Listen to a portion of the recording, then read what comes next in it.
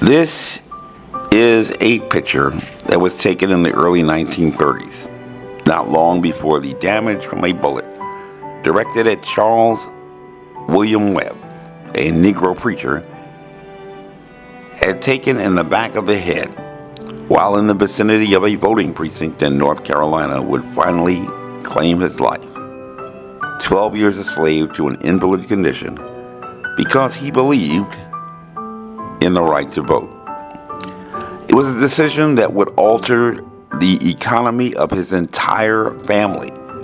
force them to uproot, fleeing their parsonage home and everything they knew in the dead of the night, to travel to Philadelphia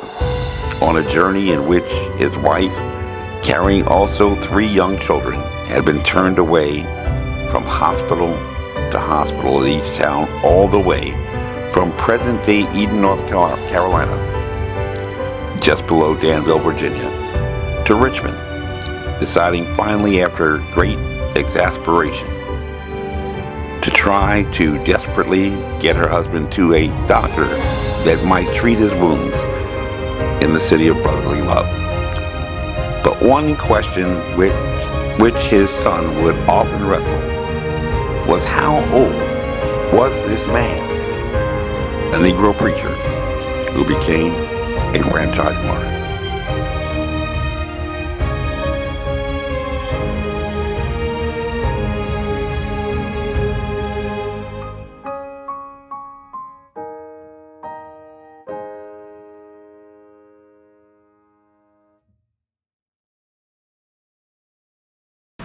At least according to the National Historic Registry, in just 1 year after he had become the pastor of the Mount Sinai Baptist Church, Reverend Charles William Webb had built this late Gothic revival brick 2-story religious structure, described as the most architecturally distinct of the town's historically black churches, which today stands on 512 Henry Street of Eden, North Carolina, formerly the towns of Leakesville, Spray, and Draper, on the crest of a hill that slopes both north and south, and its matching crenellated bell towers flanking the gable, rather than unequal towers, were a signature characteristic of black Protestant churches that had been built in the late 19th century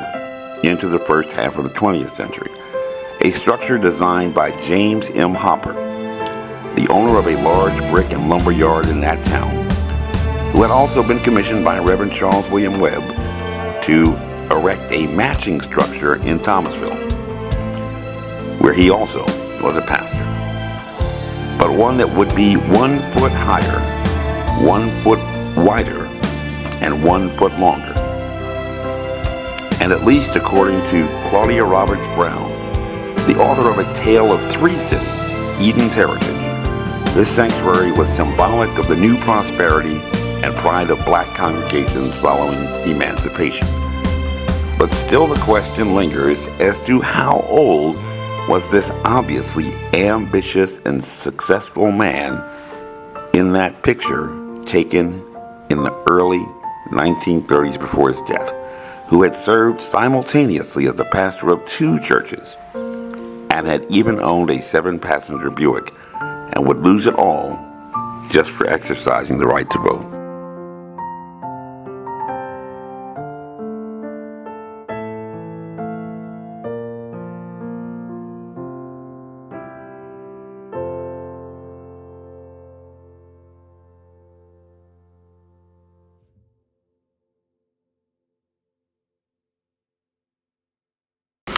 Reverend Charles William Webb's youngest son would follow in the tradition of his father to become a preacher and pastor,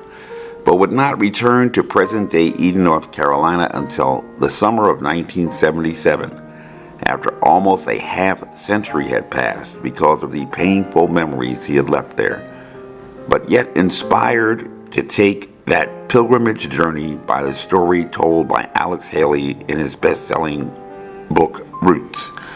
which would later become a very popular television series. And it was this image of his father that he had cherished and remembered, but which also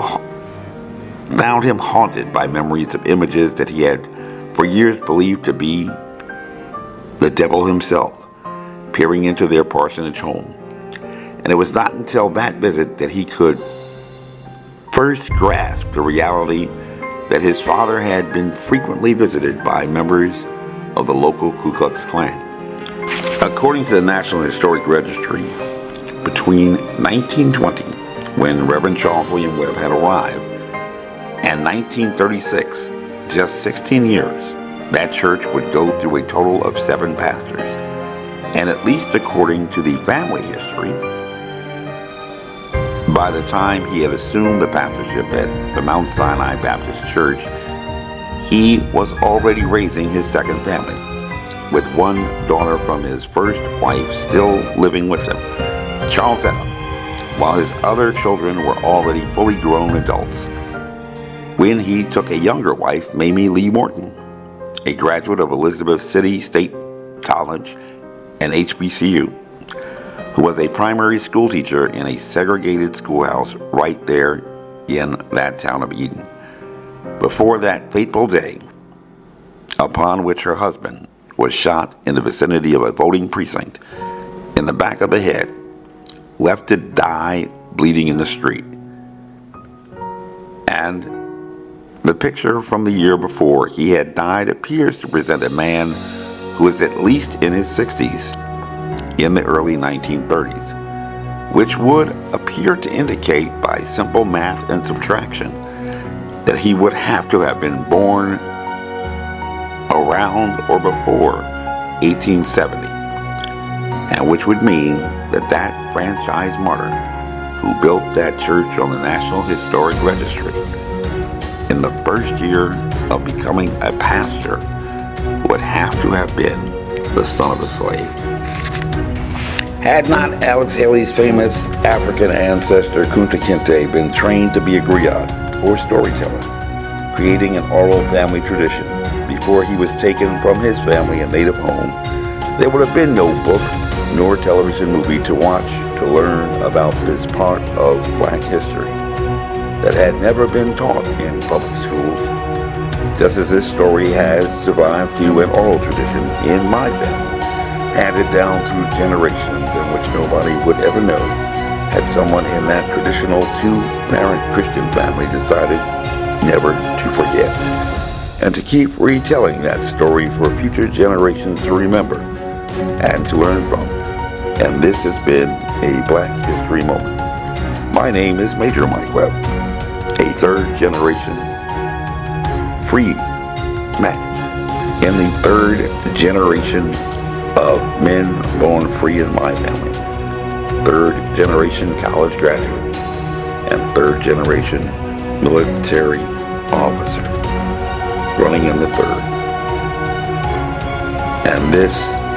has been a Black History Moment. My name is Major Mike Webb, and by God, I am running for Virginia Delegate. Honest.